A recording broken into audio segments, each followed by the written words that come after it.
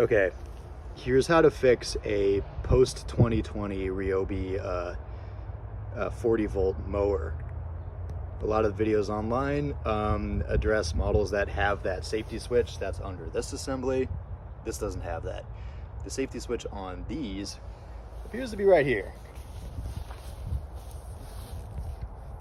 This gets actuated only when these bars are fully extended.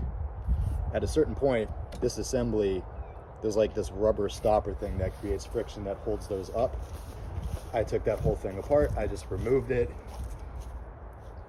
And what I've done to hold these bars fully out,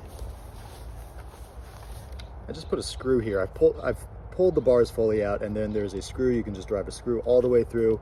It will hold the bars far enough out for this to be actuated, and that should do the trick.